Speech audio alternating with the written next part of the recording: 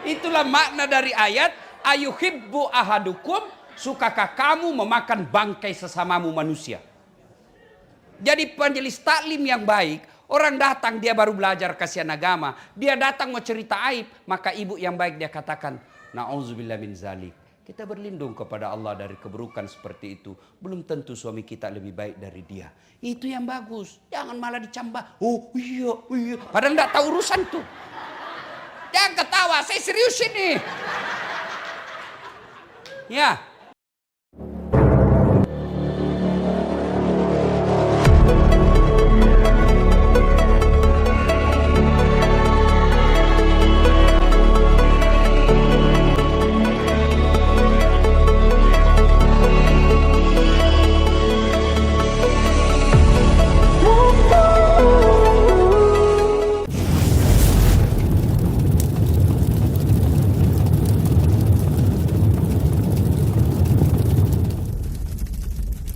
Assalamualaikum warahmatullahi wabarakatuh.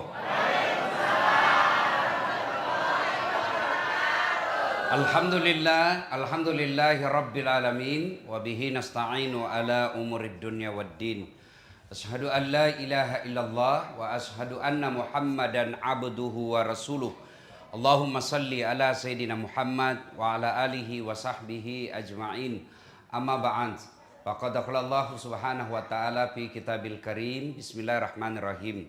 Innallaha wa malaikatahu yusalluna 'alan nabi.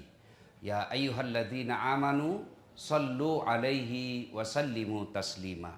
Sesungguhnya Allah dan para malaikatnya bersalawat kepada Rasulullah Muhammad sallallahu alaihi wasallam. Maka wahai orang-orang yang beriman, bersalawatlah kalian kepada Rasulullah dengan sebaik-baik salawat.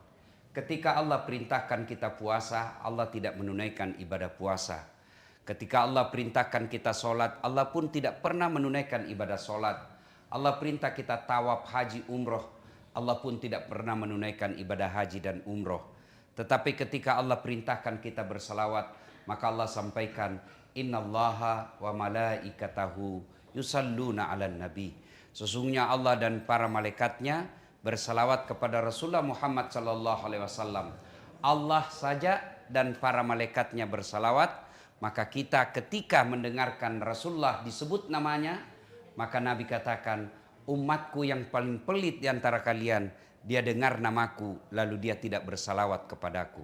Muhammad sallallahu alaihi wasallam. Ibu bapak, saudara-saudara sekalian, pertama, banyak-banyaklah bersalawat. Yang kedua, ibu bapak, saudara-saudara sekalian, ada pernah dengar nama Yusuf Kalla? Pernah? Beliau kayaknya satu-satunya Indonesia yang 2 kali menjadi wakil presiden. Wakil presiden ke-10 dan wakil presiden ke-12. Ibu tahu orang apa dia? Bugis. Ya kan? Nah, ternyata, ibu tahu enggak, Pak Yusuf Kalla itu sepupu sekali dengan bapak saya. Oh. Ngaku bu. Begitu di cross check ke Pak Yusuf Kalla, Pak JK katanya sepupu dengan bapaknya pada saat Latif. Ah, siapa itu, namanya saja baru saya kenal. Iya kan? Ibu-ibu kenal Prabowo? Tahu Prabowo? Itu masih saudara sama saya itu bu. Ngaku. Begitu juga nanti di akhirat. Ya Allah saya Islam. Ya Allah saya Muslim. Ngaku sampean. Kamu ngaku. Kalau kamu Muslim, mana tandanya? Bapak-bapak di sini kan pegawai toh. Misalnya bapak pegawai di mana? Sebut satu. Pak Farhad. Di mana pegawainya? Hah? Hotel. Bapak kalau mau masuk di situ pakai ID card. Bapak-bapak kalau masuk kantor pakai ID card. Ya kan? Itu standar minimal. Saya ngaku pegawai, misalnya pegawai di Apple. Mesti ada standarnya apa? Ini kartuku. Kalau tidak, kau tidak boleh masuk. Begitu juga Islam. Di akhirat kelak Allah tanya, kalau kamu Islam mana karaktermu, mana identitasmu? Maka Allah sampaikan, identitas orang Islam itu adalah surah Al-Fat ayat 29. Surah apa Ibu? Surah apa? Al-Fat 29. Minimal selesai ceramah nanti update status. Identitas umat Islam surah Al-Fat 29. Surah apa Ibu? Ayat? Masya Allah. Mari kita dengar bunyinya. Bismillahirrahmanirrahim. Muhammad Rasulullah. Bahwa Muhammad itu adalah Rasul Allah. Dan Rasul itu, Nabi itu dikasih mukjizat. Mukjizat itu Allah kasih berdasarkan tantangan zamannya.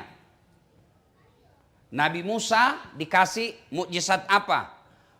Tongkatnya bisa jadi ular. Kenapa? Zaman itu tukang sihir paling hebat. Dikasih tongkat, tak. Ular-ularnya Fir'aun habis dimakan oleh tongkatnya Nabi Musa. Nabi Isa diberi mukjizat. Apa? Mampu menyembuhkan orang-orang penyakit kusta. Kenapa? Pada saat itu orang mengagungkan ilmu kedokteran. Tapi satu yang tidak bisa disembuhkan, kusta. Nabi Isa, dia usap, sembuh penyakitnya dengan izin Allah. Ya, Ibu.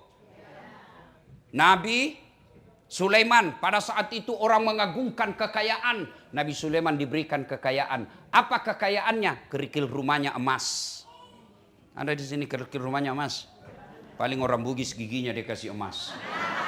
Kan? Nabi Muhammad sallallahu alaihi wasallam pada saat itu orang mengagung-agungkan apa? Sastra, syair. Maka Allah berikan salah satu mujizatnya apa? Quran yang ketika orang mendengar, Bapak baca sejarahnya Umar bin Khattab masuk Islam, dia kan mau datang mau membunuh Nabi. Balik haluan karena dia bilang, "Kenapa Muhammad kau mau bunuh?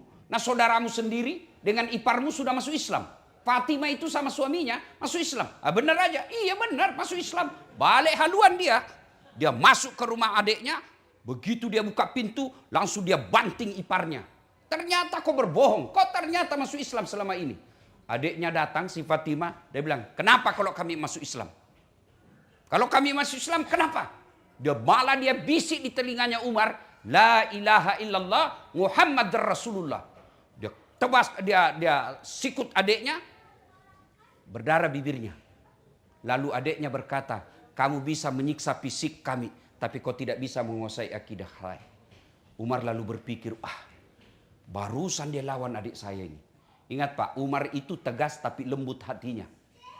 Pada saat dia duduk, dia kasihan lihat adiknya, dia usap itu, dia ambil kira-kira kalau sekarang sapu tangan. Ya, dia usap itu bibirnya adiknya berdarah, adiknya tepis tangannya, jangan. Lalu dia duduk menyesal, dia pegang kepalanya, tiba-tiba dia lihat ada di bawah tempat duduk ada lintingan-lintingan kertas, bukan kertas, lintingan-lintingan daun kurma. Karena waktu itu tidak ada kertas, Bu. Dia lihat gulungan-gulungannya, apa itu? Tidak boleh kau sentuh. Cobalah saya lihat sedikit kalau bahasa kita. Ayolah saya lihat dulu apa itu. Coba saya lihat. Akhirnya adiknya berikan. Dan apa yang dibaca? Surah Toha ayat 1-5. Lembut hatinya dan menyatakan diri langsung masuk Islam. Kenapa? Kagum dengan kalimat-kalimat yang ada dalam surah Toha. Maka Allah berikan mukjizat Nabi Muhammad. Apa mukjizatnya? Quran. Nah, kemudian Bapak Ibu saudara-saudara sekalian, Nabi, kemudian Umar masuk ke dalam Islam. Lain kali kita cerita ini. Ya, tentang tokoh-tokoh orang Islam yang masuk Islam. Muhammad Rasulullah, bahwa Muhammad itu adalah utusan Allah. Walladzina ma'ahu, dan orang-orang yang mengaku dirinya Islam punya karakter, ciri-ciri, identitas, ID card. Satu, asyidda' walal kufar, tegas kepada orang kafir. Tapi ingat, jangan salah paham tentang tegas terhadap orang kafir. Apa itu tegas? Tegas dengan prinsip inna dina indallahil Islam. Islam is the single one, the true religion behind the God. Gaya-gaya saja ini bos. Gaya-gaya.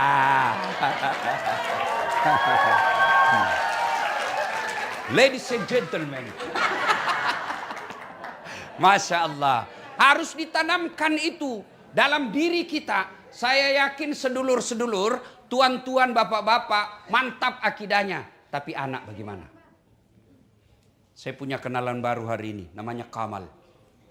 casingnya Amerika, tapi jiwanya Muslim. Bu, dengar Bu, hei, Bu. Kalau ibu meninggal, siapa yang doakan ibu? Jangan kau harap suamimu, pasti dia kawin lagi. Percaya Bu. Sampai teman saya di Makassar, ibu-ibu, dia bilang kurang ajar itu tetangga saya. Kenapa? Masa baru 3 bulan istrinya meninggal, belum lagi kuburnya kering, dia kawin lagi Ustadz. Saya bilang teman saya lebih hebat, masih hidup istrinya dia kawin. Ya Bu, siapa yang doakan ibu? Anak. Tuan-tuan, bapak-bapak yang saya muliakan, saya cinta karena Allah. Ayo anak-anak kita gimana imannya? Maafkan saya Bu, maafkan saya. Anak ibu bawa kok ndak hadir duduk di sini. Mestinya anak kita duduk dengar dakwah. Bahasanya? Minimal nanti dia duduk, ibu nanti pulang jelaskan apa yang saya sampaikan. Harus Bu ada ikhtiar. Nah ibu sekarang, kalau di sini ibu khawatir agamanya anak, ikhtiarnya kirim ke kampung neneknya sekolah. Itulah tugasnya ibu. Sekarang bagaimana ibu yakin agamanya akan selamat kalau sekarang aja ibu tidak bisa kendalikan? Demi Allah, kita akan ditanya. Bapak baca itu sejarah Isra dan Mi'raj. Ada orang tua yang bagus agamanya. Sholatnya oke, puasanya oke, hajinya oke, sedekahnya baik. Masuklah dia dalam kelan surga. Ditanya, ya Allah tahan itu. Itu bapak saya. Itu orang tua saya. Kenapa dia masuk surga? Saya nih masuk neraka karena dia tidak didik saya dengan baik. Tidak pernah saya dikenalkan Islam. Dia sibuk cari nafkah. Dia sibuk urus dunia. Dia sibuk cari celengannya, sedepositonya. Tidak pernah saya diajari. Kalau saya masuk neraka, kenapa dia masuk surga? Bukankah dia bertanggung jawab kepadaku? Ingat Quran katakan anakmu nanti jadi musuh-musuhmu. Maka Allah katakan, Pak Haji, mau kemana? Mau ke surga. Tunggu dulu, belum selesai urusanmu nih. Siapa itu? Anak bungsuku ya Allah. Ku anfusakum wa ahlikum nara. Itu makna dari ayat, jaga diri dan keluargamu dari api neraka. Jangan sampai bapak sholat subuh tidak pernah dibangunkan anak. Ini penting. Jangan anggap remeh mendidik anak Bu. Penting. Kenapa? Karena itulah masa depan kita ketika di alam kubur. Tuan-tuan yang saya hormati. Mau tahu masa depanmu nanti di akhirat? Lihat anakmu sekarang. Lihat anakmu sekarang. Kalau dia masih datang ke masjid berjamaah, insya Allah aman deh. Kalau malam Jumat dia masih baca Quran, buka Yasin, insya Allah bisa kita remah. Kalau kita lihat dia masih pakai jilbab, alhamdulillah. Tapi kalau kau tidak pernah lihat dia sholat. Usianya sudah belasan tahun. Tidak pernah kau lihat dia datang ke masjid jamaah. Tidak pernah kau lihat dia pegang Al-Quran. Demi Allah itu tanda-tanda bakal sengsara hidupmu di Quran. Di kubur nanti. Ngapain kita jauh-jauh merantau cari dunia ke sini? Dunia hanya sementara. Dunia ini sementara. Wa mal hayatud dunya illa mataul hurur. Dunia ini hanya tipu daya. Transit. Dunia aja ini yang hanya paling lama kita hidup 70 tahun. Tapi berani kita merantau ke sini untuk memperbaiki dunia. Kenapa untuk akhirat kita tidak abai? Untuk akhirat kita abai. Itulah anak kita. Didik anak. Pulang ini Bu. Bukan ini perkara gampang. Bukan perkara gampang. Saya yakin tidak ada yang mati kelaparan anaknya di sini. Tapi yang mulai tidak sholat pasti banyak. Ini jangan marah dan merasa tertekan. Ini agar kita sadar untuk kembali evaluasi. Pentingnya menjaga akidah anak kita. Itulah yang disebut asiddaul al-kufar. Tegas kepada orang-orang kafir.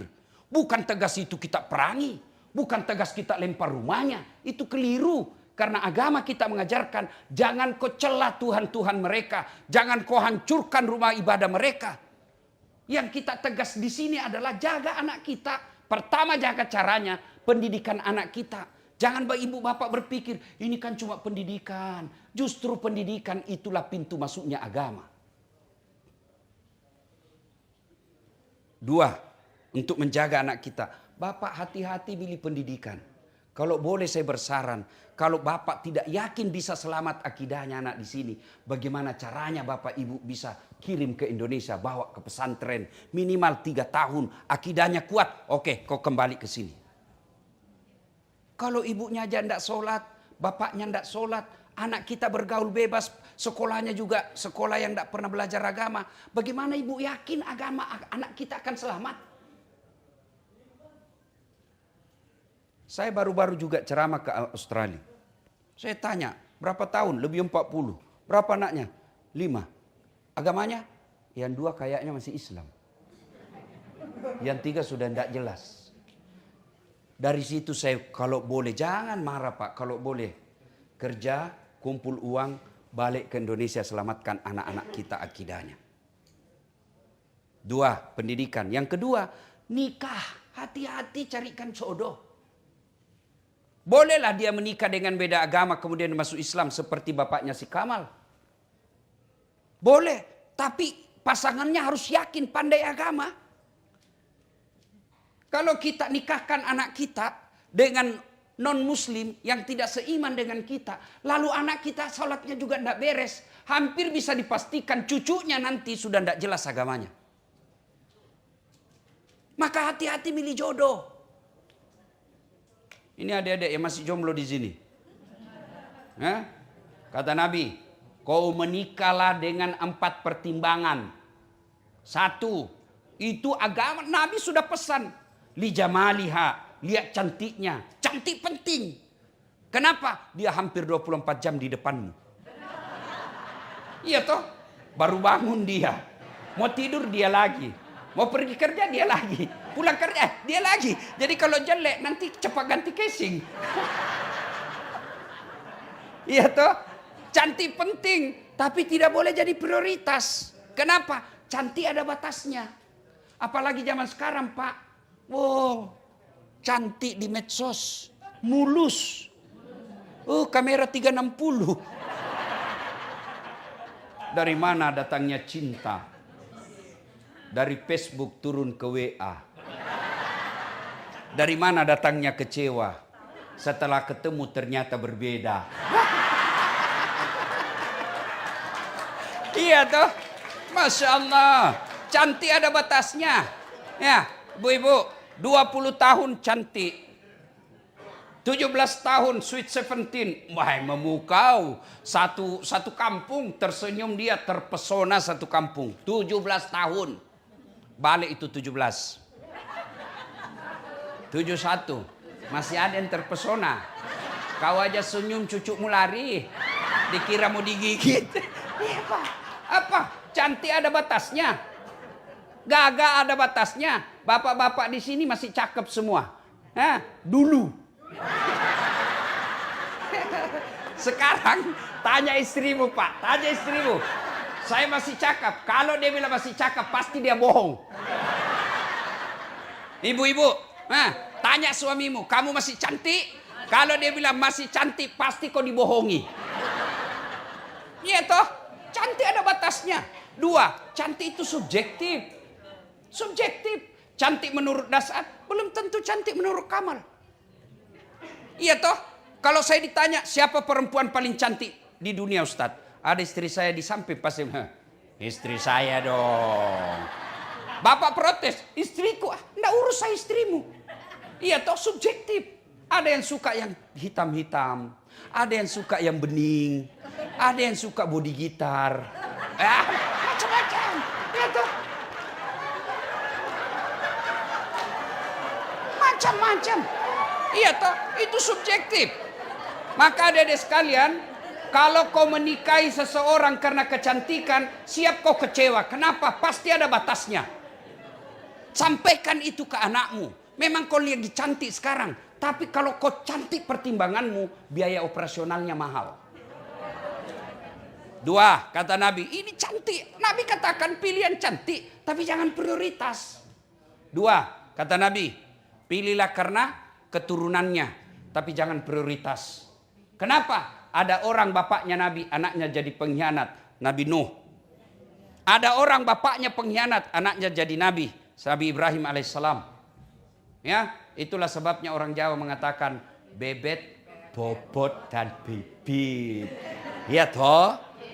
Nggih? Nggih? You understand?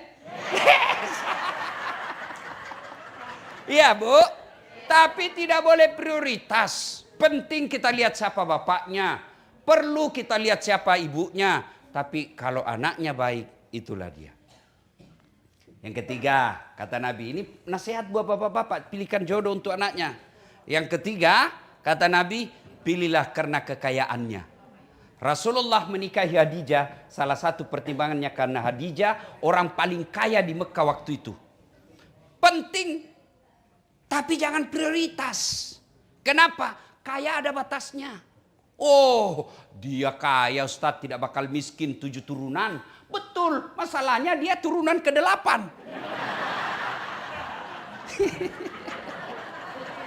Iya toh.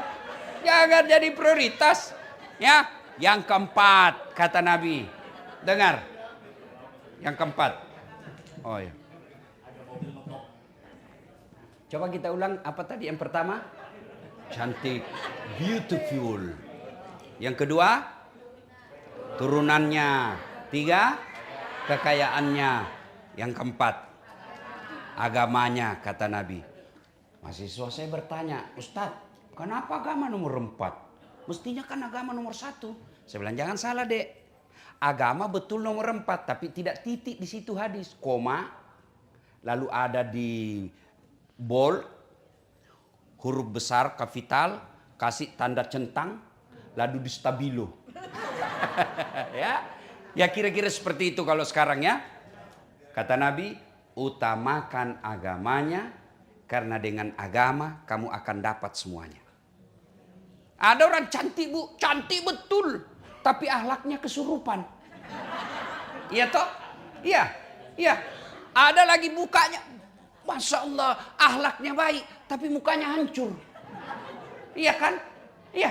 Ada lagi kaya, wih tapi mulutnya kasar. Iya kan? Itulah sebabnya Nabi katakan, tidak mungkin ada perempuan berkumpul 4-empatnya. Dialah cantik, keturunan baik-baik, anak orang kaya, hafal Quran. Kalau ada bapak ibu tahu di sini, tunjukkan saya. Saya juga masih mau Pak. Iya. Kan susah untuk kumpul ke-4-empatnya. Maka Nabi tegaskan, utamakan agamanya. Kalau dia miskin, maka agamanya akan memperkaya dengan akhlaknya. Kalau dia tidak cantik, maka tutur katanya akan mempercantik kelakuannya. Paling sial dialah jelek, keturunan tidak jelas, pengangguran, agama tidak jelas. Emangnya waktu kau pilih tutup mata? Ya, tuh dengar, ya. Maka hati-hati milihkan jodoh anak kita supaya apa? Agamanya selamat. Bolehlah kita nikahkan dengan orang sini, tapi harus yakin anak kita bisa bimbing dia. Kalau anak kita perempuan, agamanya juga tidak jelas, sampai menikah tidak pakai jilbab, 2 tahun dia pacaran, menikah dengan orang beda agama, hampir bisa dipastikan akan hilang agama anakmu. Ibu-ibu sekarang kalau anaknya pacaran dianggap biasa. Siapa bilang itu biasa? Itu kiamat. Kenapa? Saya tahu Bu, karena banyak ibu-ibu curhat. Rata-rata ibu-ibu curhat yang tidak saling menghargai karena lama pacaran. Ya pacaran 3 tahun. Pasti dalam 3 tahun itu berapa kali dia bohong. Dalam 3 tahun itu berapa kali dia selingkuh. Dan bertengkar, kebiasaan itu dibawa setelah menikah. Akhirnya sudah ada anaknya, tidak ada saling penghormatan. Kenapa? Sudah saling menghina. Gimana dalam keluarga, rumah tangga, suami istri, ngomong aja sama istri kasar. Ngomong aja sama suami kasar. Woi pak, di mana kau? Cepat kau pulang. Waduh, suami istri kok begitu? Padahal Nabi katakan ketika hijrah dari Makkah ke Madinah, itu salah satu perintah Nabi dari 5, ahsin kalamaka, haluskan tutur katamu. Kalau kita orang Bugis, itu kalau kita bukan orang banyak, tapi kita itu Kalau bahasa Jawa sampean, panjenengan. Itu kita itu. Mestinya ibu panggil suami panjenengan. Jangan kupikir, "Oi, kau di mana ini?" Ya ketawa, saya serius ini. Ya, pilihkan. Itu namanya tegas, hati-hati milih jodoh. Tegas itu. Hati-hati milihkan sekolah. Baru lahir ini yang mestinya nomor 1. Pilih nama-nama Islami. Coba kalau namanya Kamal. Pasti orang bilang Islam. Tapi kalau diberi nama John Albert. Orang, ini Muslim. Mu'allab. Tapi kalau namanya Muhammad Jamil, pasti orang Islam. Kalau dia perempuan, kasih nama-nama Islam. Misalnya, kasih nama apa? Aisyah, Humaira. Jangan kau pikir apa arti sebuah nama. Bayangkan kalau dalam guangan ini tidak ada semua nama. Bagaimana ibu mau komunikasi? Halo, ada Anu. Anu siapa? Itu yang ceper. Banyak ceper. Bayangkan Pak. Coba, saya dosen komunikasi. Nama itu simbol dan bisa mewakili karakter orang. Ketika Bapak dengar nama saya, Dasat Latif, pasti Bapak bisa bayangkan. Oh, Ustadz Sulawesi, selalu pakai putih-putih, yang selalu bilang beleng-beleng. Itu dari simbol. Maka nama itu penting, Bu. Dan itu bukan cuma di dunia, di akhirat. Sampai di akhirat, anak Bapak kasih nama. Lahir, cucu. Nah, saya kasih ke Khalid. Ini Khalid salah satu panglima perang Umar bin Khattab yang menyeberangkan Islam sampai ke daratan Eropa. Ini Khalid nak. Nah, saya kasih kau nama Sumayyah. Kalau dia perempuan. Apa itu nak? Ini Sumayyah, perempuan pertama. Dia budak, hamba sahaya. Tapi membela akidahnya. Dia rela mati. Dialah perempuan pertama yang jihad fisabilillah. Ditombak oleh Abu Jahal. Saya mau kau punya akidah seperti Sumayyah. Kasih nama, kau siapa namamu nak? Lionel Messi. Baru PC. Iya kan? Nama penting. Ya, coba kalau nama anak kita ya Humaira, dipanggil ya Humaira yang kemerah-merahan pipinya. Orang doakan. Ya, itu tegas namanya. Jangan kita keikut-ikutan. Ini untung alhamdulillah saya ingat. Ibu juga hati-hati, sudah menikah enggak boleh itu nama suamimu di belakang. Enggak boleh, tetap nama bapakmu. Itu budaya barat itu, Bu. Misal istri saya, ini bapak-bapak ini yang salah juga. Kenapa mesti nama suami namamu di situ? Ya misalnya saya, istri saya namanya Naura Nasrun. Jadi kalau saya ganti di situ Naura Dasat, berarti anaknya si Dasat. Iya kan? Itu budaya Eropa. Budaya Muslim, Naura Dasat, anak saya. Makanya sama-sama Naura. Mamanya namanya Naura Nasrun, anak saya namanya Naura Dasat. Boleh Dasat di belakangnya, tapi ada kalimat Naura istrinya Dasat. Boleh kalau begitu, tapi kan repot.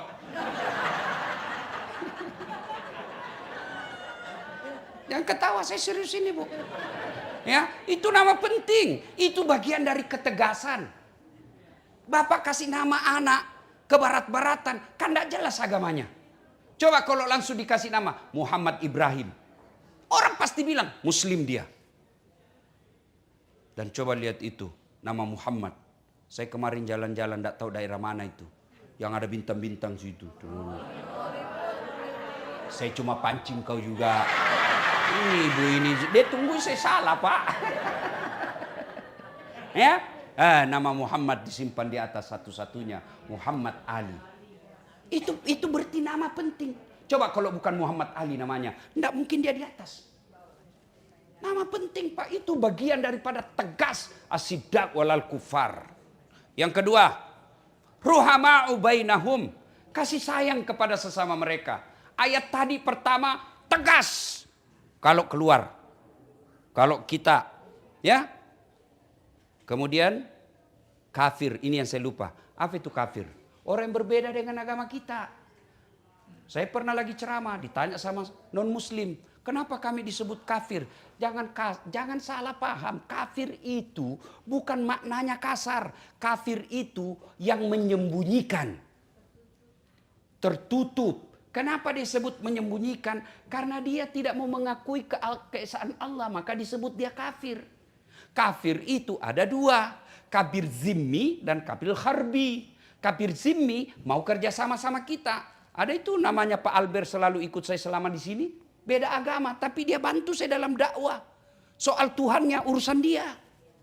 Itu yang disebut kafir zimmi. Mereka yang mau bekerja sama dengan kita. Kata Nabi, kalau kau ganggu dia, saya musuhmu nanti di akhirat.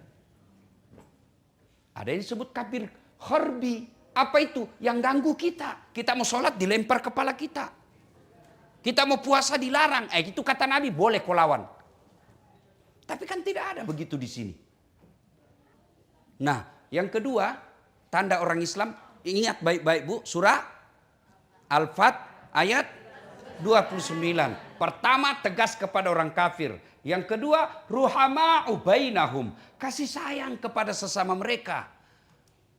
Innamal mu'minuna ikhwah, kata Allah. Orang Islam itu bersaudara.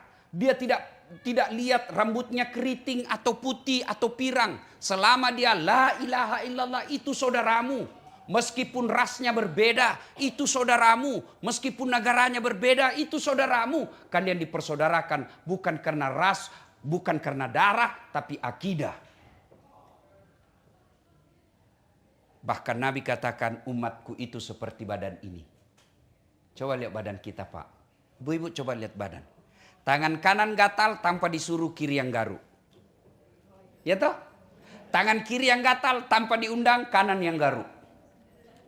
Gatal dua-duanya, kerja sama. Iya, begitu mestinya kita di sini. Begitu mestinya kita di sini. Satu sakit, yang lain ikut merasakan. Satu yang ada masalah, kita bantu sama-sama. Itulah orang Islam. Ada orang baru masuk Islam, Pak. Meskipun dia kaya, dia boleh dan berhak mendapat zakat. 8 golongan orang berhak mendapat zakat. Satu diantaranya mu'allaf. Orang baru masuk Islam, meskipun dia kaya raya, boleh dikasih zakat. Tujuannya apa? Loh, kamu ditinggal oleh keluargamu karena kau udah beda agama dengan mereka. Sekarang kau saudara saya, ini loh penghargaan. Jangan cemas, kami saudaramu yang baru. Itu makna pemberian zakat. Maka kita bersaudara. Umat Islam itu seperti badan ini. Satu sakit, yang lain ikut merasakan. Coba lihat. Si Kamal pergi menyatakan cinta. Jalan-jalan dia. Tiba-tiba tahan tuh kakinya. Kaki tahan tuh. Seluruh tubuh bereaksi. Mulut dulu tuh yang bereaksi.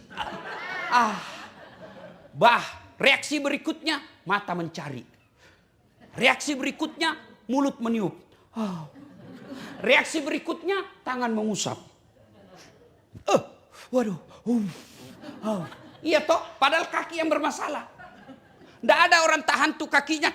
Jalan kau, siapa suruh kau pergi jalan kau. Itulah Muslim. Itulah Islam.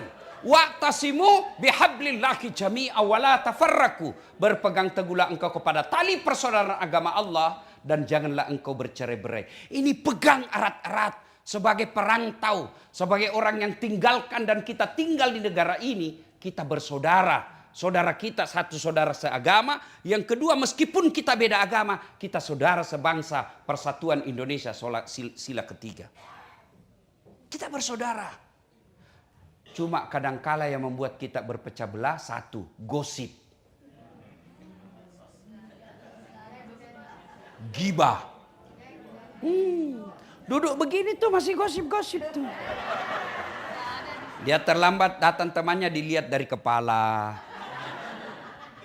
Dia enggak gosip tapi mukanya sinis.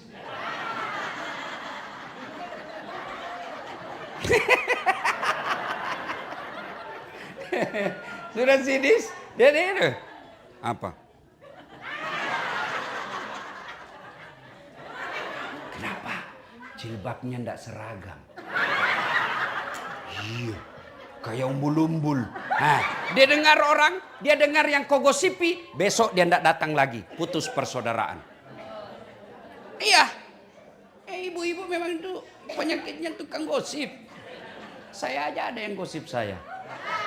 Jadi itu juga bajunya yang di YouTube.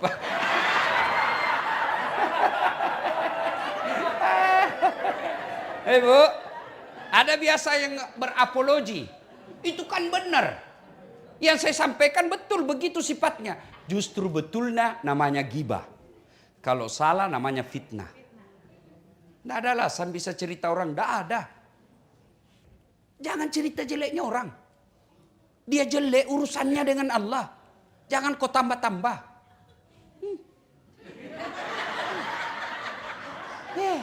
Rajin betul pengajian. Tapi suaminya selingkuh. Memangnya dia senang kalau suaminya selingkuh? Iya. Kita kan suka tambah, suka ikut campur. Biar bukan urusan kita, campur aja dari kerjanya. Hati-hati bu yang suka ikut campur. Nanti takdirmu seperti toge. Tahu toge? Coba lihat itu toge. Pecel ada. Gado-gado. Tempe. Soto Banjar. Maka dia selalu ikut campur. Allah takdirkan semuanya bengkok. Itulah makna dari ayat. Ayuhibbu ahadukum. Sukakah kamu memakan bangkai sesamamu manusia? Jadi penjelis taklim yang baik. Orang datang dia baru belajar kasihan agama. Dia datang mau cerita aib. Maka ibu yang baik dia katakan. Na'udzubillah min zalik. Kita berlindung kepada Allah dari keburukan seperti itu. Belum tentu suami kita lebih baik dari dia. Itu yang bagus. Jangan malah dicambah. Oh iya. Padahal nggak tahu urusan tuh. Jangan ketawa. Saya serius ini.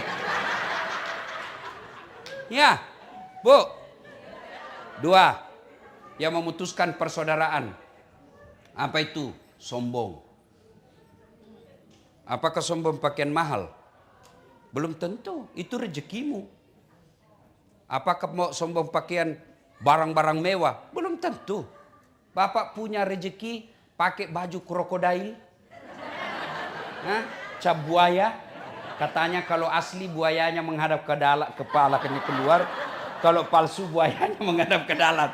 Buaya darat. Ya. Bapak pakai palsu. Bapak pakai misalnya Hugo Boss. Boleh, itu rezekimu. Ibu pakai berlian emas, boleh, rezekimu. Kalau perlu tulis di sini emas. Boleh. Lalu kapan dia sombong? Sombong itu kata Nabi 2 karakternya. 1, nganggap remeh orang lain. Jadi kalau ibu pakai emas berlian, boleh. Kapan sombong? Kalau ibu bilang, palsu. Baru sombong itu. Bapak pakai baju, apalah itu yang mahal-mahal. Boleh. Kapan bapak sombong? Kau tahu dah saat ini baju saya terbatas ini. Kau tidak bisa beli yang begini. Sombong. Kau meremehkan orang. Ibu mau pakai yang asli silakan, tapi jangan hina orang yang palsu. Boleh, ya. Yang kedua, karakter sombong itu adalah menolak kebenaran. Tadi adik kita yang ceramah. Tahu apa itu? Baru 14 tahun. Iya betul 14 tahun, tapi otaknya Pentium 4. Ibu 50 tahun, otaknya Pentium 1. Lambat loading.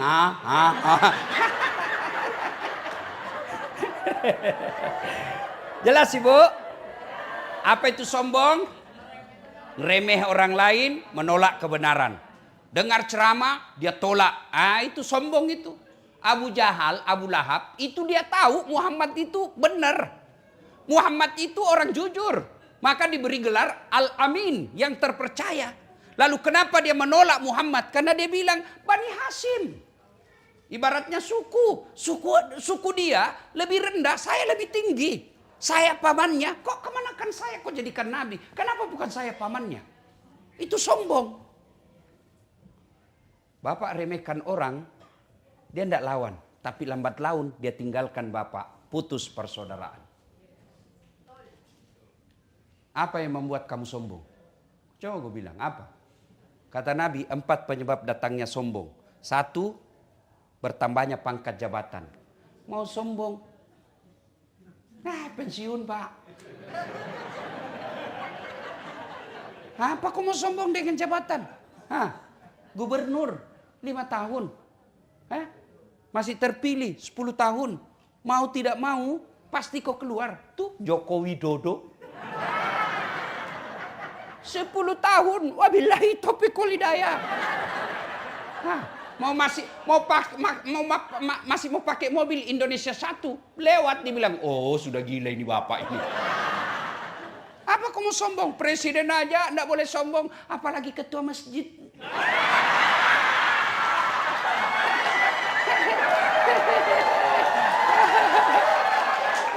Apa yang mau disombongkan?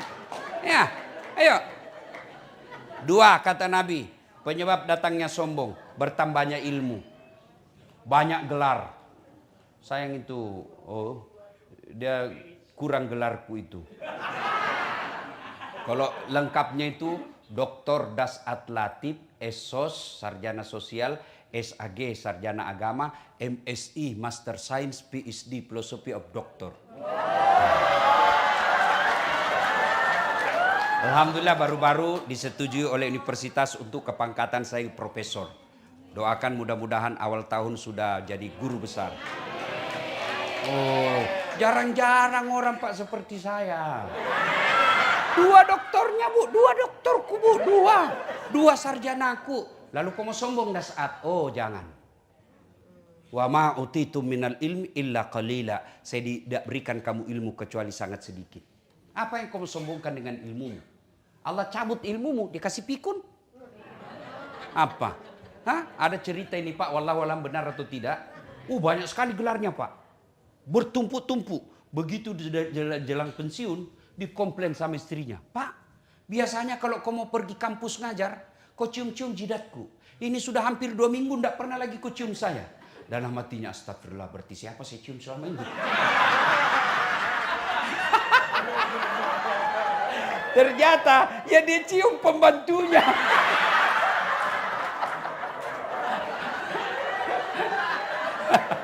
Jangan juga modus. Pak Farhat mentah-mentah sudah dengar ini, pura-pura pikun.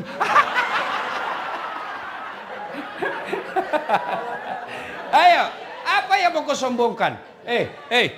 Bu. Apa karena saya hebat? Enggak. Saya bisa sampai di sini bukan karena saya hebat, karena ada penonton saya. Itu viewer saya di YouTube sekarang, Bu, sudah hampir 600 juta. Berarti tidak boleh kau sombong dah saat kamu bisa ceramah karena ada yang dengar. Coba kalau saya ceramah di sini 2 jam berapi-api, tidak ada yang dengar. Bapak lewat, sudah lama sakit itu Pak. Iya toh, apa yang mau disombongkan? Ada ustadz sombong? Ada. Mana ciri-ciri ustadz yang sombong? Tidak mau menerima perbedaan pendapat. Ada ustadz itu, baru 2 bulan belajar agama. Dikafir-kafirkan kita. Tidak sunnah. Kau bilang kau saja sudah sunnah aja kau sudah salah paham. Dasar dari sunnah saja kau sudah salah. Yang namanya sunnah bukan kewajiban. Kau tuduh saya tidak sunnah. Siapa bilang? Sunnah yang lain kan saya laksanakan. Dia komplain kan, ada itu di Facebook Bapak baca, saya dituduh Ustadz tidak sunnah. Di Facebook, Ustadz sunnah.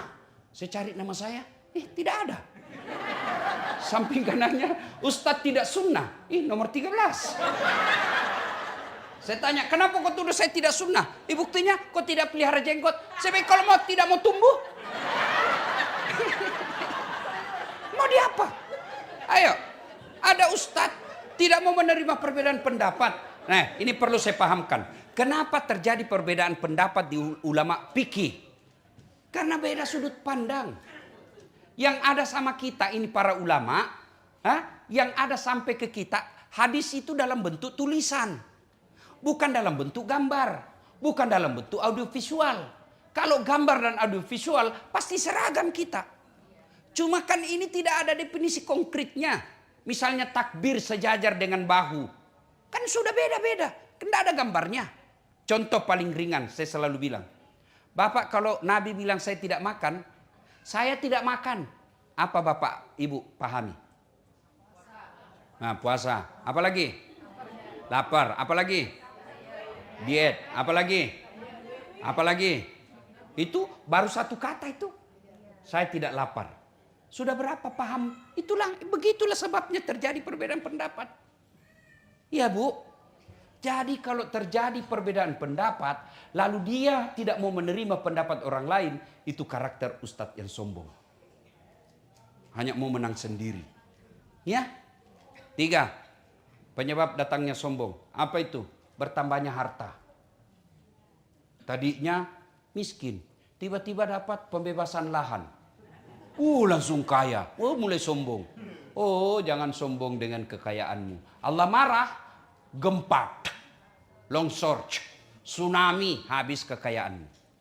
Oke lah masih ada kekayaanmu, tapi Allah marah, dia titip satu penyakit di badanmu, duitmu miliaran tapi tidak ada bisa kau makan.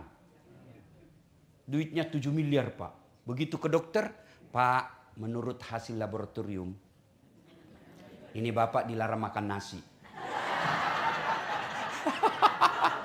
Duitnya 7 miliar dilarang makan nasi. Oh iya Kak Dok. Terus ini juga kalau lihat datanya Pak, Bapak tidak boleh makan daging. Apalagi ikan, udang, telur, tidak boleh semua Pak. Anu juga Pak, tidak boleh juga makan garam.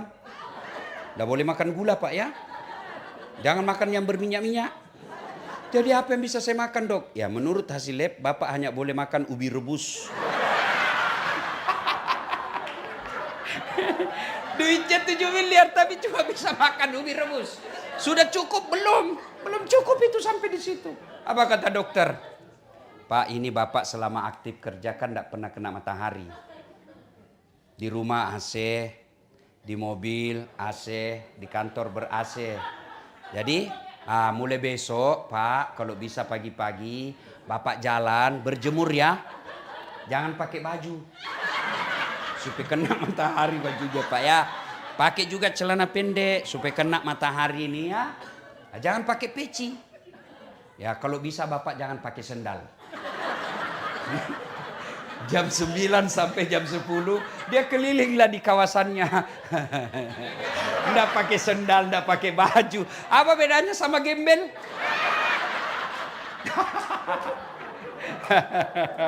Allah, tadi Pak Joko ngajak saya, dia bilang Ustadz, barangkali Ustadz mau pergi lihat kawasan yang banyak gembel. Saya bilang ngapain saya pilih gembel? Di Indonesia banyak gembel Pak. Bawa saya di tempat yang banyak barang-barang cantik. Malu halus.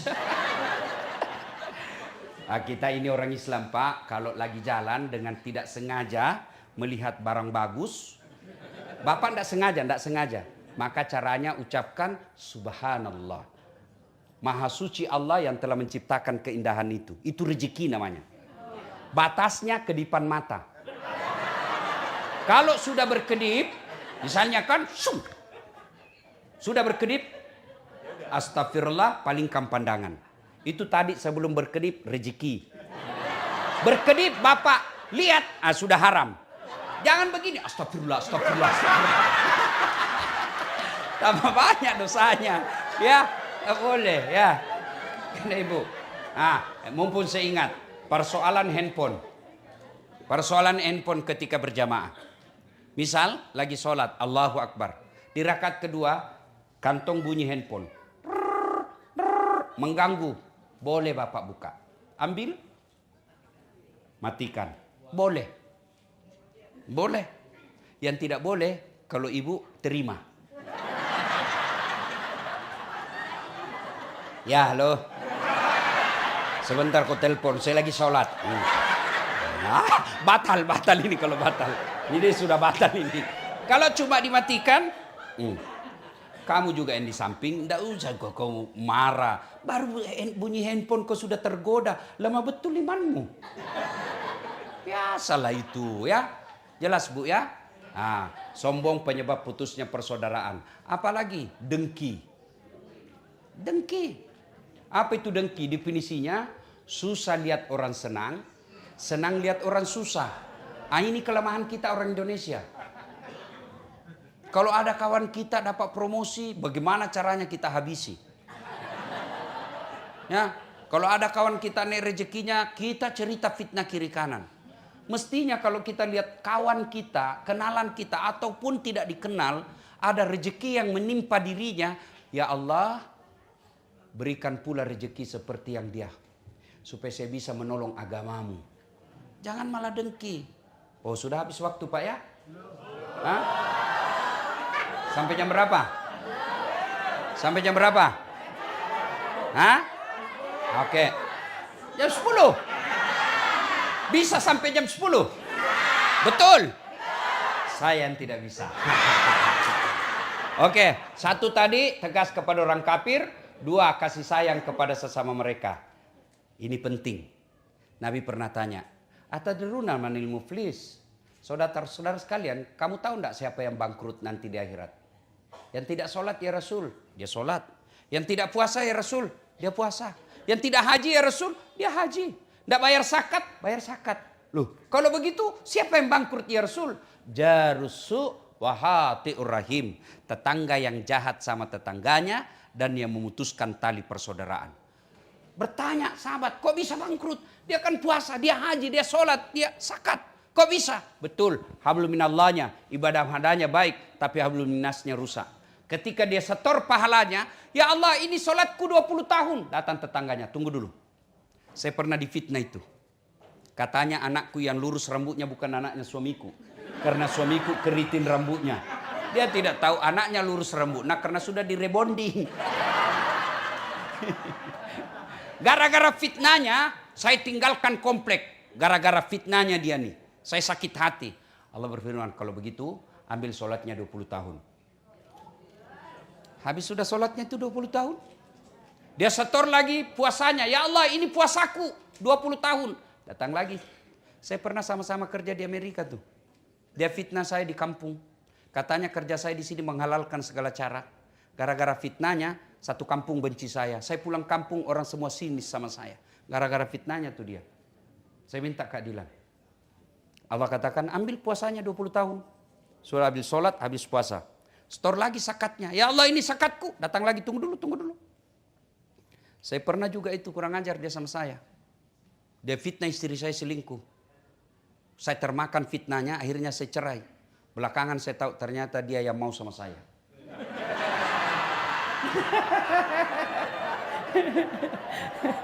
Saya minta kepadamu ya Allah. Allah katakan ya sudah ambil zakatnya. Habis sudah amalnya tua. Habis. Semua habis. Masih ada orang yang datang. Saya juga pernah. Dia serobot tanahku. Saya sama-sama merantau. Saya beli tanah. Dia serobot tanah saya. Saya mau lapor polisi. Temannya polisi. Saya minta keadilan. Dia kata yang tadi banyak amalnya. Ya Allah bagaimana lagi? Puasaku habis. Sholatku habis. Sedekahku habis. Zakatku habis. Mana lagi? Allah berfirman.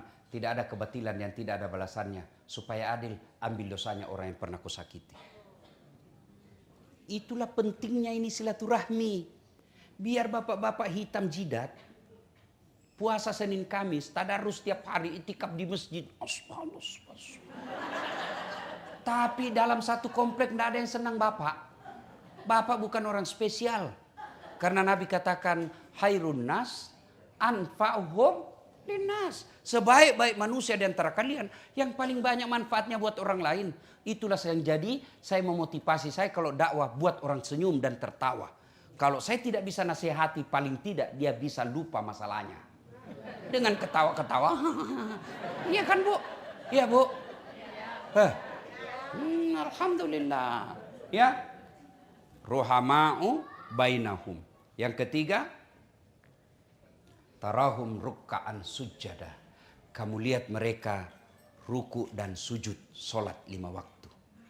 Nah Ibu, halo Bu, Pak, ada ini orang kerja seharian. Dari jam 5 dia sudah tinggalkan kantor, pulang jam 10 malam. Laparlah dia di jalan. Dia singgah beli nasi bungkus. Kan lapar kan Pak? Beli nasi bungkus. Setelah punya nasi bungkus, nasinya dia buang, bungkusnya dia makan.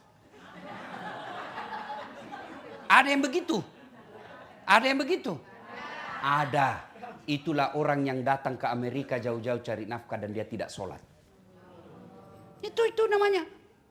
Nasinya dia buang, bungkusnya dia makan. Itulah orang yang setengah mati cari uang, dapat uang, dia beli nasi bungkus. Tapi dia buang nasinya. Oh, itulah mereka yang cari nafkah kok lupa sholat. Kenapa hidupku susah, Ustaz? Ibu pasti tidak sholat. Kenapa keluargaku tidak rukun? Pasti dalam keluarga tidak sholat. Mana ada manusia yang tidak ada masalahnya? Tunjukkan saya di tempat ini yang tidak ada masalahnya. Ayo. Kalau bapak-bapak saya lihat ini masalah paling besar, mau kawin lagi takut sama istrinya. Iya toh Pak, sudah usah bohong Pak. Kalau kami orang Bugis tidak pernah takut sama istri. Cuma istri kami lebih berani. Ini bapak pikir saya ceramah. Bapak pikir tidak ada masalah saya Bu. Banyak masalah saya.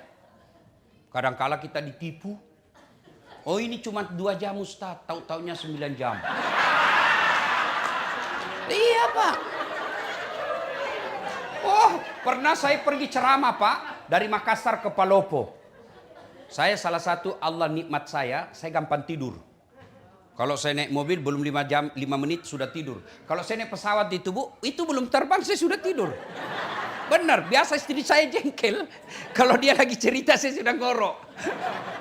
Itulah nikmat dari Allah. Nah saya naik tidur. Naik mobil, tidur. Saya di 2, sopir. Begitu sampai di kawasan namanya Kera, itu perhutanan. Singgah itu mobil. Saya lihat, saya bangun. Mana kenapa singgah ini? Mana sopir?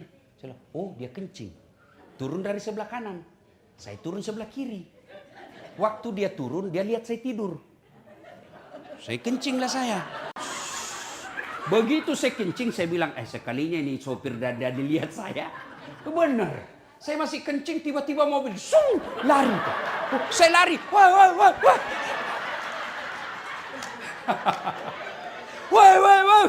Apalagi sudah laju. Saya mau telepon di atas mobil. Baju saya kemana-mana kan selalu begini Bu. Baju dalam saya putih, saya buka karena saya takut lecek. Saya buka, baju dalam saya putih. Ini putih, songkok saya putih. Tidak ada yang singgah mau ambil saya Bu. Semua mobil lewat saya kasih. Tidak ada, kan tengah hutan. Dia kira saya pocong. Jadi saya punya inisiatif. Saya bilang, sekali di tengah saja. Saya bilang, nanti dikira betul saya pocong. Ditabrak, minggir saya Pak. Ditinggal saya Pak, gerimis, basah kuyup. Saya sholat di pinggir jalan, sholat subuh. Saya berpikir, mudah-mudahan ini sopir, kalau azan subuh dia sadar, dia kasih bangun saya. Benar. Begitu dia baru sadar. Azan, Pak Ustadz, Bang. Mana Pak Ustadz? Baru dia balik, jam berapa dia baru tiba di tempat saya Bu? 6:15 menit. Dari jam 1 dini hari. Turun dia saya rasanya saya mau tempeling tapi saya lihat lebih besar dari saya. Mundur saya Pak. Kalau bilang kalau saya berkelahi kalah saya duduk aja jengkel begini. Yang paling menjengkelkan begitu saya sampai di rumah dinas wali kota Palopo. Dia bilang, Pak Wali Kota, Pak Ustadz kenapa bisa kau lupa kopormu? Berarti bohong ini orang ini. Kan terlambat sampai lokasi karena balik lagi jemput saya dan itu jauh. Ternyata ditanya, kenapa kopo lama? Pak Ustadz lupa kopornya, jadi kita balik lagi Pak. Itu semua pernah saya rasakan Bu. Sering. Ya, pernah juga saya ke pesisir Kalimantan. Ya, Sekata namanya. Itu kita lewat, sungai-sungai kecil ada buaya. Berjemur dia buka mulutnya. Tapi dia tidak berani ganggu saya. Karena dia bilang, senior ada di atas. Macam-macam Bu, Masya Allah. Belum lagi kita dikasih ceramah, tidak dikasih makan dulu.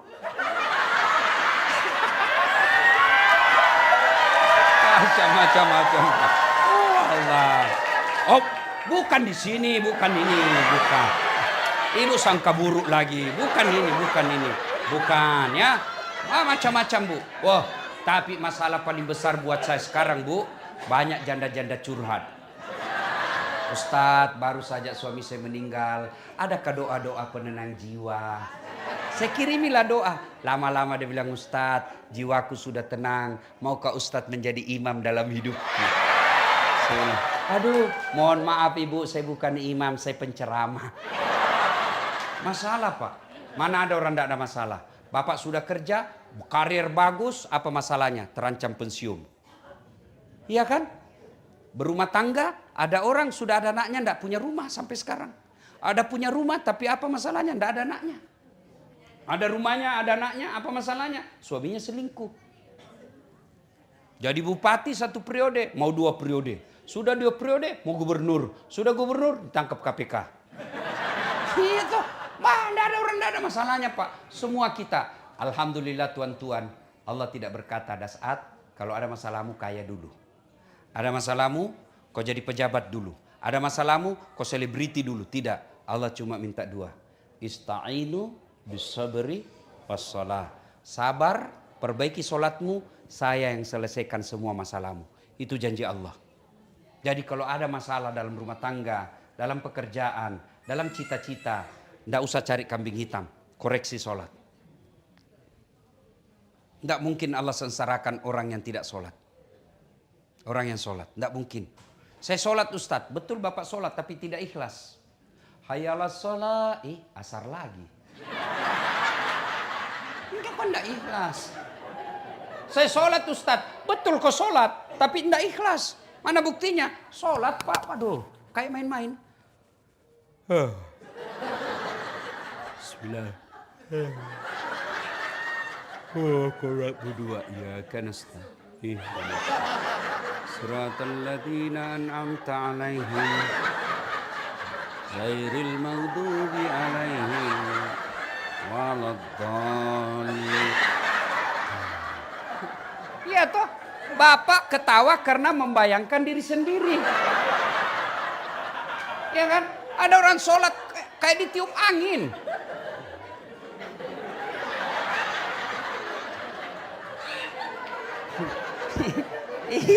Ibu histeris karena ibu bayangkan diri sendiri kan. Jadi kalau ada masalah, ya lebih baik koreksi sholat. Bapak ibu saudara-saudara sekalian, soal sholat ini tidak cukup waktu. Saya mau bahas fokus khusus karena waktu sudah masuk. Kita lanjutkan lagi besok. Nah, besok masih ada ceramah besok malam. Besok malam masih libur kan? Rugi yang tidak datang besok malam. Sebab ada pembagian undian umroh. Nah, saya mau tapi ibu bilang bayar sendiri. Alhamdulillah. Terima kasih Bapak Ibu Saudara-saudara sekalian. Waktu masih 15 menit kita gunakan untuk tanya jawab. Silakan.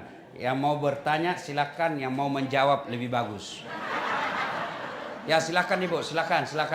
Kalaupun tidak cukup waktu, boleh Bapak Ibu bertanya melalui WhatsApp saya. Ya sudah? Nah, silakan baca pertanyaan pertama. Pertanyaan pertama. Bismillahirrahmanirrahim. Pak Ustadz, pertanyaan saya, kalau kita mengadopsi anak dari non-muslim dan yang mengadopsi itu keluarga muslim, apakah anak tersebut harus bersyahadat? Oke. Pertama, adopsi dalam Islam haram. Tidak boleh. Ya, yang boleh anak angkat. Karena adopsi itu hak-hak orang tuanya putus. Diganti namanya, dikaburkan orang tuanya. Orang tuanya tidak punya lagi hak waris, tidak punya hak sama sekali, putus. Itu haram. Yang boleh bagi Islam anak angkat, anak yang diambil diperlakukan seperti anak sendiri. Ya. Nah, kalau dia masih kecil, tunggu dia sampai dewasa lalu disahadatkan. Diislamkan. Ya. Kalau dia tidak Islam, agak susah. Lebih baik Bapak ambil anak angkat muslim. Banyak berkeliaran di Indonesia. Ya Pak ya? Oke, jelas. Apa lagi? Assalamualaikum. Yang baca. Kamal baca. Kita dengar dia pakai bahasa Indonesia. Bisa bahasa Indonesia? Baca. Ayo Kamal. Ya. Kau masuk YouTube saya Kamal. Oke. Assalamualaikum, Ustaz, saya lagi ngambek nih sama olah karena permintaan saya lama didapatnya atau cuman setengah? Setengah. Setengah. Ya. Jadi gimana doa yang benar supaya Allah memenuhi doa kita? Oke, terima kasih Kamal. Ini yang ngambek memangnya rugi Allah kalau kau ngambek. Saya kira tadi ngambek sama suami, ngambek sama Allah. Kalau ngambek sama Allah, apa ruginya Allah? Satu dunia ndak sholat, Allah tetap mulia. Satu dunia kafir, Allah tetap mulia. Nah sekarang, kenapa Allah tidak kabulkan doa? Bukan tidak dikabulkan. Dengar baik-baik, ini yang saya bahas tadi subuh. Kullu nafsin berdoalah kamu, ud'uni astajib lakum. Kata Allah, berdoa kamu kepadaku pasti saya kabulkan. Itu Allah yang bilang. Doa kau pasti saya kabulkan. Itu Allah yang katakan. Berarti semua doa dikabulkan. Cuma dikabulkannya Bu ada 4 cara. Satu, cara pertama, apa yang dia minta Allah kasih sesuai yang dia minta. Itu namanya taufik. Ya Allah, sembuhkan penyakitku, betul sembuh. Itu taufik. Ya Allah, mudah-mudahan bisa naik mobil. Allah kasih, betul bisa beli mobil. Taufik namanya. Ya, ya Allah, mudah-mudahan anakku dapat jodoh. Dapat betul, taufik namanya. Yang kedua, Allah kabulkan, tapi dalam bentuk yang lain. Ya Allah, mudah-mudahan saya sehat. Allah tahu kalau sehat ini, maka dia Misalnya kalau dia sehat, dia bisa menikah dengan beda agama dan dia tinggalkan agamanya. Biar aja dia tetap sakit, tapi saya kasih anaknya jadi soleh. Ya, ya Allah berikan saya mobil. Allah tahu kalau ada mobilnya ini tabrakan, mati. Sudah, tidak usah saya kasih kau mobil, tapi saya kasih kau kesehatan. Ibu-ibu punya anak, usia 10 tahun, minta dibelikan motor. Ibu belikan enggak? Apa karena ibu tidak sayang? Justru sayangnya. Tapi ibu belikan apa? Saya belikan kau laptop nak, kau pakai belajar. Itu yang disebut Allah kabulkan dalam bentuk yang lain. Saya tamat SMA setelah gagal jadi tentara, saya daftar fakultas kedokteran. Mau jadi dokter. 3 kali Pak saya daftar. Tidak ada lulus nama saya. Padahal saya kelas fisika, jurusan fisika 1. Paling hebat dalam kelas saya. Ya. Tidak lulus 3 kali, saya ikut 3 tahun berturut-turut. Teman saya lulus. Allah tahu, kasih tahu jawabannya. Pulang kuliah terjadi tabrakan Pak. Saya turun tolong dia, berceceran darah di aspal. Dia yang tabrakan, saya yang pingsan. Kenapa? Saya tidak bisa lihat darah. Sampai saat ini saya tidak bisa lihat darah. Lihat aja di YouTube ataupun di grup-grup. Kalau lihat orang berdarah itu rasanya pening perasaan saya. Teman saya yang jadi dokter, dia tugas di Kepulauan Aru. Kepulauan Aru. Mau lebaran saya telepon, kau pulang lebaran dok? Tidak. Rugi-rugi pun cari uang jauh-jauh, enggak lebaran sama bapakmu, orang tuamu. Mahal tiket. Saya bilang alhamdulillah. Untung saya tidak jadi dokter. Saya jadi ustadz kemana-mana Pak, enggak pernah pusing soal tiket. Allah kasih yang terbaik. Jadi ibu berhenti ngambek. Berhenti ngambek. Allah tahu itu bukan yang terbaik yang kita minta. Yang ketiga, cara Allah mengabulkan ditunda. Ibu tahu Prabowo berdoa sejak 2014. Jadi apa? Presiden. 2014 sudah minta presiden. Lawannya sama Bapak Joko Widodo. Iya toh? Siapa yang menang? Bapak Joko Widodo. Siapa menterinya? Bapak Prabowo. Tapi 2024 baru Allah kasih. Kau baru presiden sekarang. 2014 minta, Allah kabulkan 2024. Nabi Zakaria minta anak sejak usianya 21 tahun. Kapan Allah kabulkan? Usianya 90 tahun. Berapa lamanya itu Bu? 69 tahun. Minta. Padahal itu Nabi tidak pernah bohong. Sholatnya bagus, ibadahnya baik. Nabi penerima wahyu. 69 tahun baru Allah kasih. Kita berdoa pagi, mau dikasih besok. Baru sholatnya putus-putus. Emang ada orang dalam?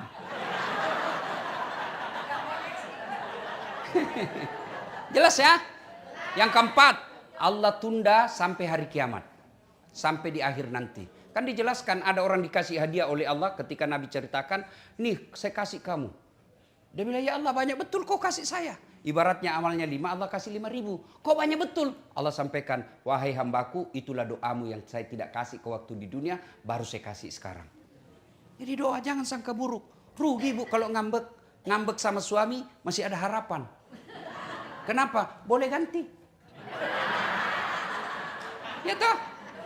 Betul. You understand? Thank you very much. Ada lagi? Ayo, tanya lagi, baca lagi deh, Kamal. Ya. Assalamualaikum. Waalaikumsalam. Kalau kita membantu anak yatim tapi mereka adalah bagian dokter keluarga, keponakan, apakah itu terhitung sedekah atau tanggung jawab kewajiban? Oke. Bu, bersedekah itu ada tata caranya. Satu, jangan mempermalukan yang diberi. Maka tidak bagus itu bu bersedekah. Ibu kasih antri, mau cuma dikasih 50.000 ngantri dia bertengah hari, disuting di close up mukanya, itu bagian bukan yang baik. Itulah sehingga dalam sedekah ada namanya amil, panitia yang bawakan. Yang kedua, setelah itu sedekah orang dalam dulu. Bapak kalau mau sedekah istri dulu. Jangan kau sedekah orang lain istrimu itu terus bajunya 2 kali lebaran.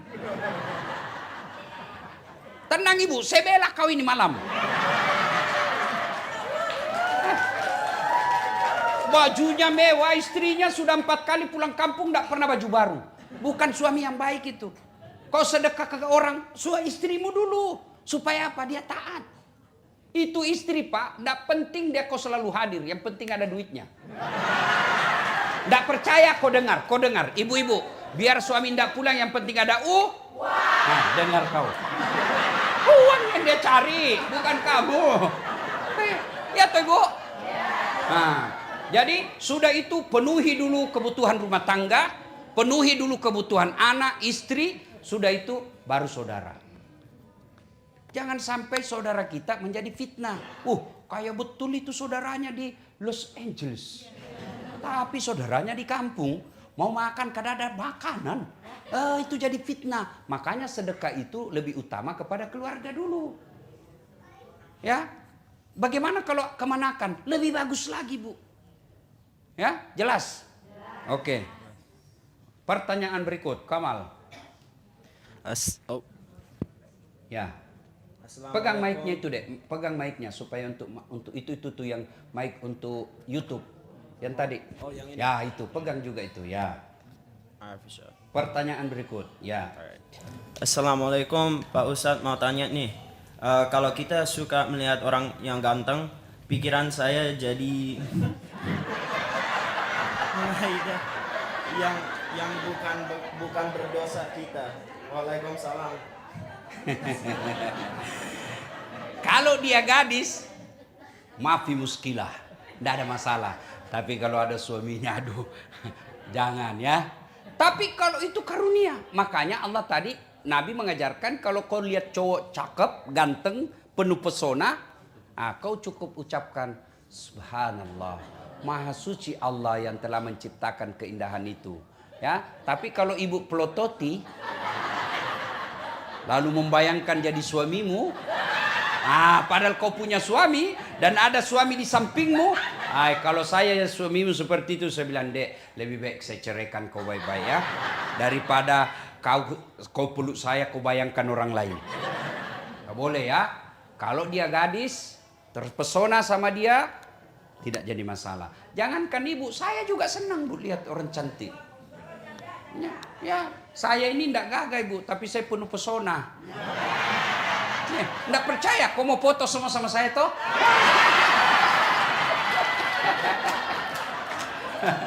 Ya, nah kalau kita lelaki, saya bohong kalau saya bilang saya tidak suka lihat cewek cantik.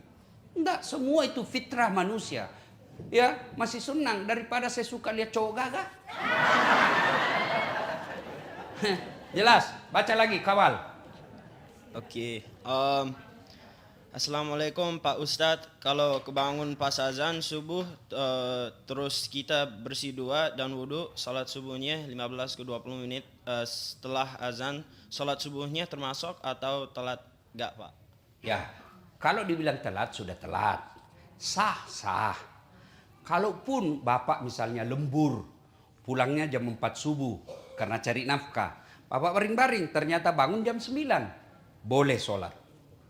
Caranya bangun langsung wudhu sholat, jangan ngaso dulu, ngopi dulu baru sholat. Enggak. Bangun meskipun jam 11 kalau betul-betul bapak ketiduran. Bahkan jangankan ketiduran, lupa saja boleh. Misalnya baru ingat, kemarin waktu ada pesta pengantin lupa saya sholat duhur. Begitu ingat, ambil wudhu, sholat.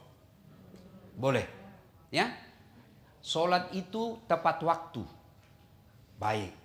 Tapi yang dianjurkan awal waktu. Bapak sholat subuh, sholat asar, misalnya masuk waktu jam 3 sampai setengah 6. Ibu sholat jam 5 itu masih tepat waktu. Tapi yang dianjurkan azan langsung sholat, awal waktu namanya. Anggaplah kita darurat seperti saya sekarang, boleh saya jamak. Duhur 2, asar 2. Namanya jamak. Kalau diringkas jadi 2-2 jamak kasar. Kalau 4-4 namanya jamak. Kalau kasar jamak kasar, 2 duhur 2 asar. Ya? Jelas? Oke, bos. Habis? Masih ada? Masih banyak. Masih banyak. Oke, Kamal, baca lagi. Assalamualaikum Pak Ustadz, mohon tanya apakah main atau jual beli saham itu haram atau apa hukumnya? Nah, Ibu, sampai sekarang ini masuk masalah khilafiyah, perbedaan pendapat ulama. Ada yang mengatakan haram karena dia seolah-olah sifat judi, tidak jelas. Ada yang juga mengatakan halal. Inilah disebut dalam fikih namanya subhat. Subhat itu samar-samar, abu-abu. Kata Nabi, kalau kamu selamat tinggalkan. Jelas ya? Oke, apa lagi? Pertanyaan kedua, apakah life insurance dalam Islam diperbolehkan? Diperbolehkan, sama tadi. Sama tadi soal insuran atau asuransi. Itulah sehingga muncul ada namanya asuransi syariah. Karena tadi itu perdebatan ulama. Ya, sudah sama. Ada yang halalkan, ada yang haramkan. Namanya subhat, samar-samar. Tapi anjuran Nabi kalau kamu selamat tinggalkan. Tapi di Amerika ini mana bisa hidup orang tanpa asuransi. Nah, selama niatnya ibu bukan melawan Allah, tapi karena mengikuti peraturan dan kita hidup di negara ini, Allah maha bijaksana. Oke. Assalamualaikum Ustaz, ayah saya udah meninggal 2 minggu yang lalu. Boleh gak ibu saya yang tua boleh keluar rumah? Misalnya ketemu dokter dan sebagainya. Oke, kalau suami sudah wafat, maka ibu kalau punya anak lelaki sama anak. Kalaupun keluar, ulama-ulama modern tidak mengharamkan selama ibu keluar betul-betul tidak macam-macam. Apalagi kalau usianya ibu sudah 65. Siapa juga yang mau goda ibu ya? Rugi bu, rugi. Kecuali ibunya masih janda muda, 30 tahun ya, sebaiknya jalan selalu ada mahramnya untuk menghindari fitnah. Bagi perempuan janda itu kata Nabi hanya mereka mampu bertahan 6 bulan kalau dia masih haid. Kalau sudah tidak, biasanya perempuan itu kan tidak tergoda lagi sama, saya tidak tahu lah, ibu-ibu lebih tahu yang soal itu kan. Nah sekarang ibu kalau mau keluar sebaiknya ditemani lelaki. Jangankan belanja ibu, orang pergi ibadah umroh dan haji saja itu kan harus dengan mahramnya. Ya, makanya kalau perempuan saya itu kalau keluarga saya mau keluar negeri dan dia perempuan sendiri, saya tidak pernah anjurkan. Kau mau sekolah di Indonesia juga bisa sekolah. Mau belajar apa? Semua bisa ada. Ya, saya enggak juga sekolah ke luar negeri, alhamdulillah bisa juga seperti saya sekarang. Ya, jelas ya. Sebaiknya perempuan terhormat itu ya, ini alhamdulillah saya ingat 4 syarat perempuan dirindukan surga. 1 dia sholat, dia puasa Ramadan. 3 dia jaga harga dirinya. 4 dia patuhi perintah suaminya. Jaga harga diri ini diantaranya pakai busana muslimah. Busana muslimah tidak mesti jilbab, boleh sarung ibu pakai, kasih peniti selesai. Yang penting tutup jilbabnya. Ada juga perempuan jilbab 3 lapis kan, ada merahnya, kuningnya, birunya, dia kasih miring lagi sedikit. Nah, boleh variasi ya. Ya, yang tidak boleh Bu, jilbab sakaratil maut. Ibu tahu jilbab sakaratil maut? Ada itu yang dia kasih tali, dia ikat-ikat di lehernya, baru dia kasih ke sini, tidak bisa goyang lagi lehernya. Nah, itu belen-belen namanya itu. Ayo ada lagi Kamal, ayo lagi Dek, Kamal. Apakah kita boleh sholat sunnah masjid, bisa khutbah Jumat berlangsung? Ya, ketika sholat Jumat berlangsung, Bisa. ya datang bapak terlambat, pernah terjadi pada zaman Nabi, sahabat langsung turun duduk, Nabi anjurkan kau sholat Jumat, sholat sunnah dulu 2 rakaat. Sholatnya apa? Berbeda ulama. Ada yang bilang sholat tahiyatul masjid, ada juga yang menyatakan sholat qabliyah Jumat. Pokoknya sholat sunnah 2 rakaat. Ya, lain kalau sudah sholat. Sudah masuk sholat, ya sudah langsung sholat, tidak usah lagi sholat sunnah. Jangan sholat sunnah dulu, baru selesai sholat sunnah, selesai sudah sholat Jumat. Maka sebaiknya bapak-bapak datang lebih awal. Ini kita ini umumnya kan datang paling lambat, pulang paling cepat, orang khotbah dia tidur. Mau masuk surga, kok kira ada orang nenek muda urus kok di dalam. Ya, ayo Kamal, apa lagi? Assalamualaikum Ustadz, gimana menangani orang yang baru belajar agama tapi tingkahnya melebihi guru agama. Orang tua seperti ini gampang banget Menyalahkan, membidak-bidakan, memberi kalimat dua yang menjudge. Oke. Jadi ibu menyikapinya, ibu ndak usah dengar, tapi jangan celah. Karena kalau ibu celah dan berdosa. Jadi caranya ya sudah, dengar kalau mau dengar. Tapi kalau ibu merasa sakit hati saya kalau dengar dibilang kita kafir, ya sudah ditinggal. Caranya begini Bas, daripada kita saling menyakiti, silakan kau amalkan apa yang kamu yakini, tapi tolong hormati juga pendapat saya dan saya hormati pendapatmu. Cara menyikapinya, hormati. Kalau bapak merasa mampu katakan, Dek, sudahlah, kau amalkan apa yang kamu yakini, saya juga amalkan apa yang saya yakini, kita saling menghormati saja, tidak usah bahas. Saya begitu biasa, kalau ada orang saya tahu tidak ada gunanya, ya sudah, saya tidak mau bahas yang membuat saya berbeda. Karena bisa saling menyakiti perasaan. Ya, ada lagi? Cukup ya. Kalau masih ada mau bertanya silakan di WhatsApp saya tadi. Mudah-mudahan ada faedah dan manfaat. Terima kasih. Lebih dan kurangnya mohon dimaafkan. Usikum wa nafsi bitaqwallah fastabiqul khairat. Assalamualaikum warahmatullahi wabarakatuh.